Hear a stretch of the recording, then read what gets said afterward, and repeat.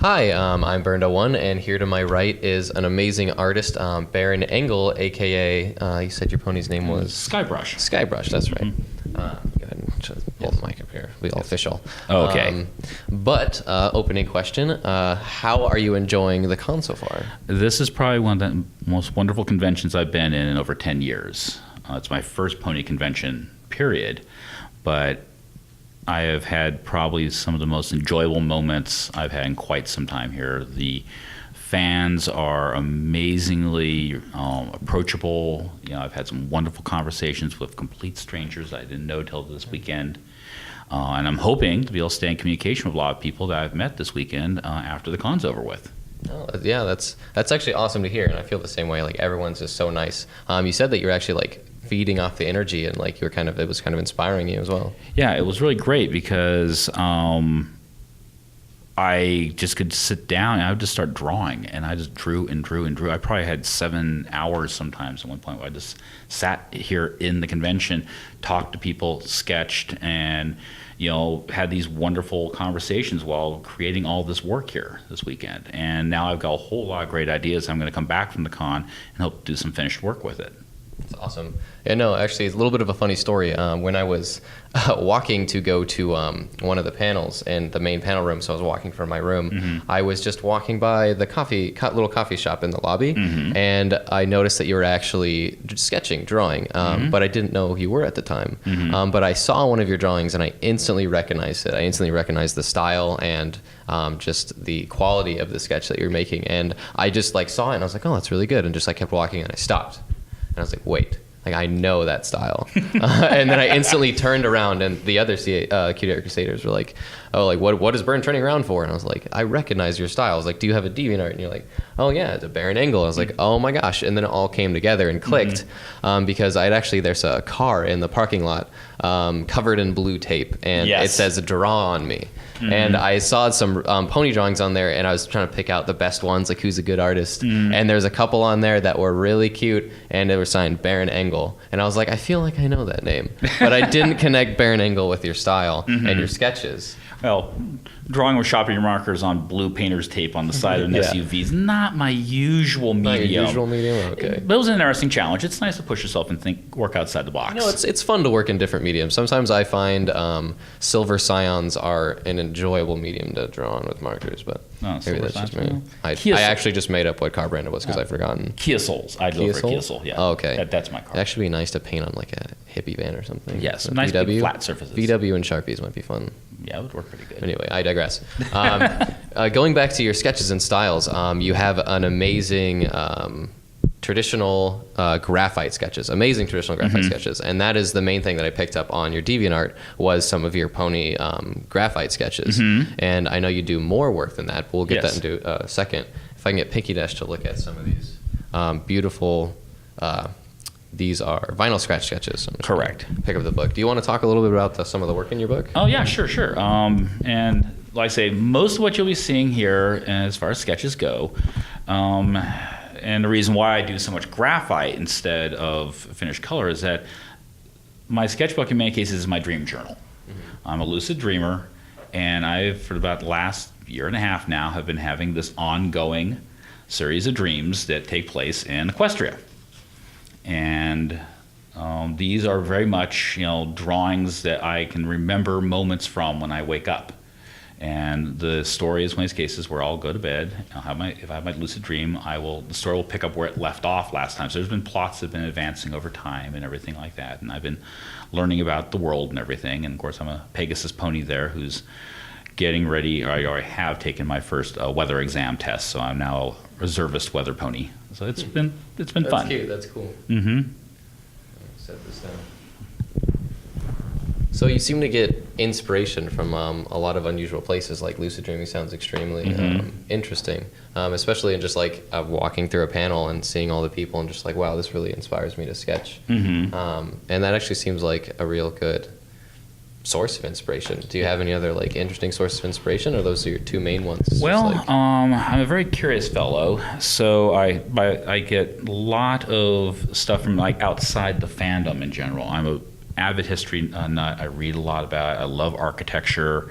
I'm big on aviation. In fact, until I was about 13 years old, I didn't even draw figures at all. I drew strictly airplanes, cars, stuff like that, because my dad at one point was a photographer for Peterson Publication in the 1950s, so he did stuff for Hot Rod Magazine. I grew up in a lot of the hangars, garages, and racetracks down in the Southern California region. So I still draw a lot of my stuff from that too. There's a lot of like artists like Keith Ferris, Chris Magyar, Angus McBride, wonderful illustrators, and they have a very profound influence on my artwork and how I go about doing things. Very cool. Oh, that and Alan Lee, who's God. God himself. Yeah. Well, speaking of your very like inquisitiveness and like fascination in history and stuff like that, you mentioned that you were also a world builder. Can you tell me a little bit about that? Yeah. I do concept design for people on occasion, and I've also done role-playing gaming for quite a number of years, done GMing and everything like that. In fact, one of the things I've helped collaborate on is my roommate actually has created a role-playing pony game called Ponytails. And it was lots of fun helping him, and we're still working on it. We're at version 3 right now. Our 3rd edition of it just came out right before the con.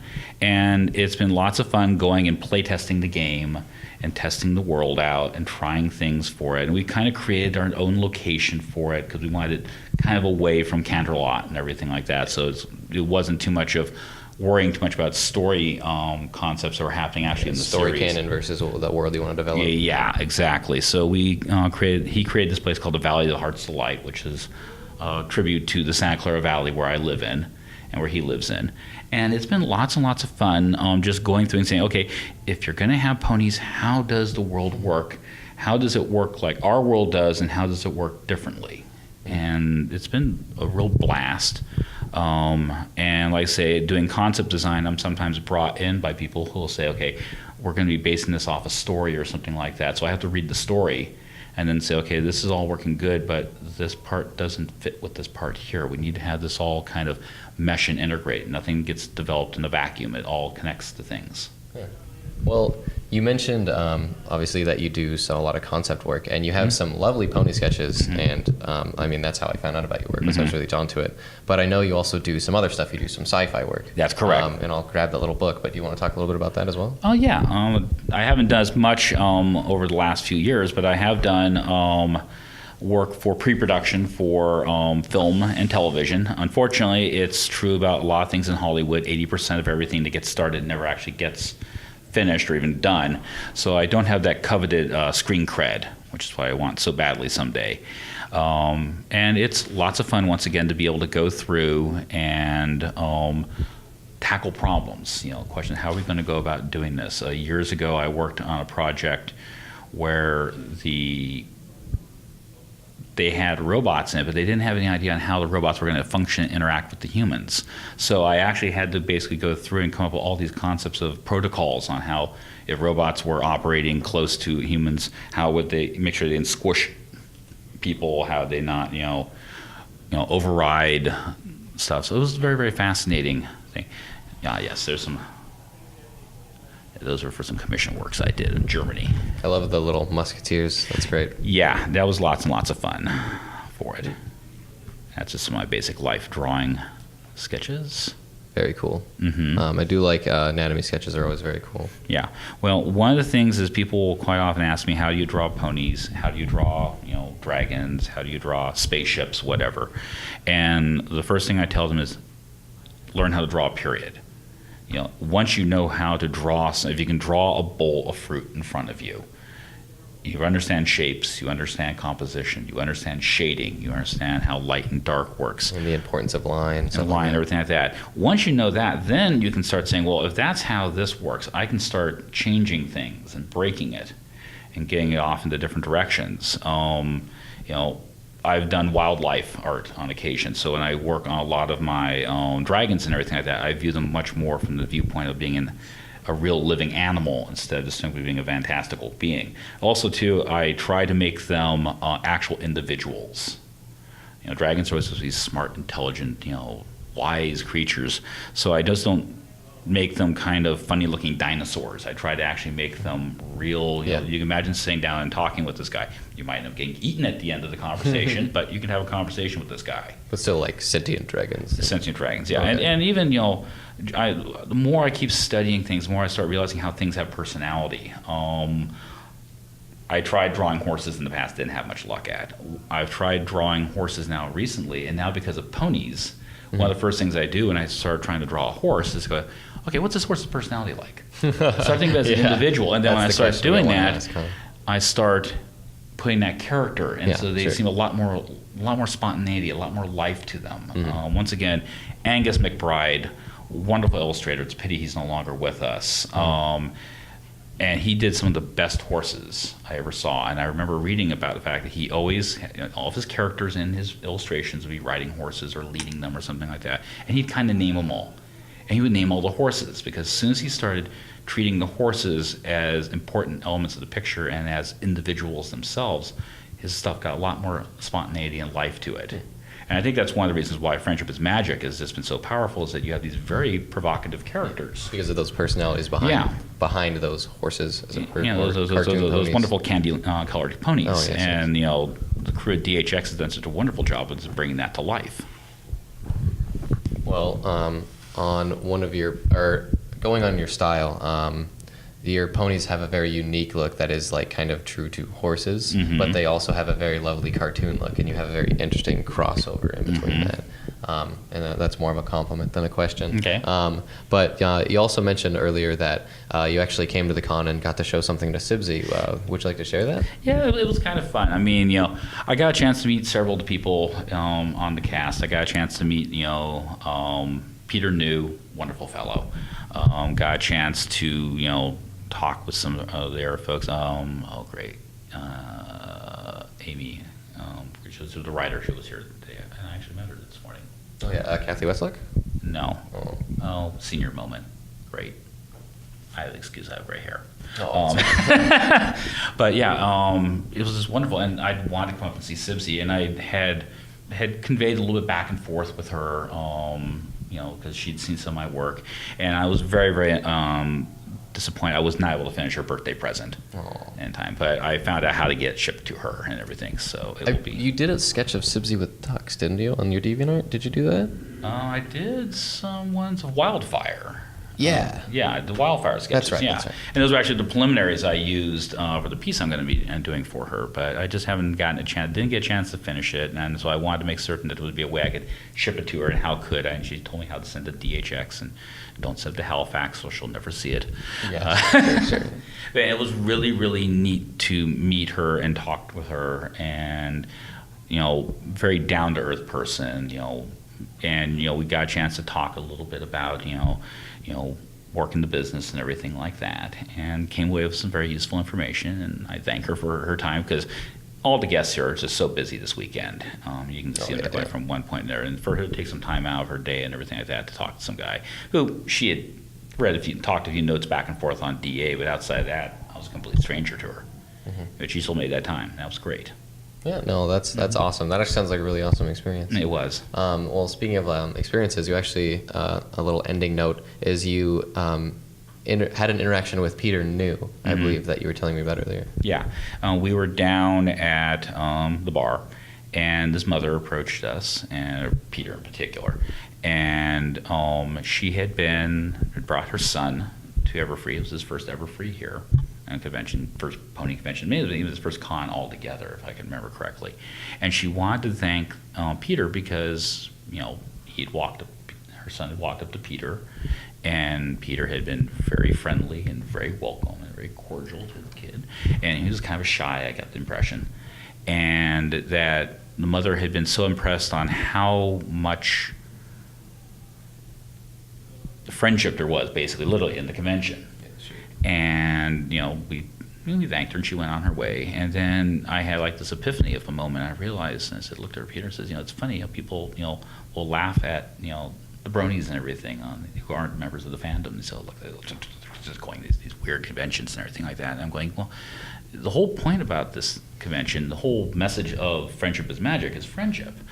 And what does this say about the world if seeking out friendship is weird. Yeah. Or frowned upon. Or frowned upon, or considered yeah. unusual. Yeah, and I started looking around the convention, and I realized that if this can continue, if the lessons that are taught here and on the show, if this can be compartmentalized and made part of people's lives and everything, this down the road in 30 years, this could be a very profound thing. It's like how Star Trek changed a lot of people's perceptions on science and science fiction, and how the world could be. Yeah, I really like that point because Star Trek started out as entertainment. It started out sci-fi based, but it started there and then sprouted into something that was inspirational and did kind of mold a generation. Yeah, and we see it now. A lot of people I don't even think it's all coincidence that all this private space exploration stuff is being pushed now by the generation that grew up sitting in front of a TV watching, Kirk and Jean-Luc Picard.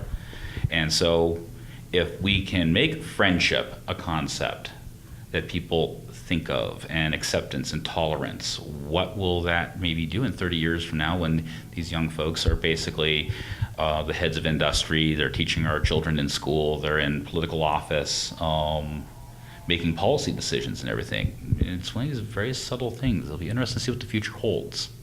I think it's still that little thing of ponies that kind of gets in the way of wanting to see the greater picture, Yeah. But maybe it's silly ponies is something that we can overlook for the sake of friendship. Yeah, exactly. But anyway. Nah.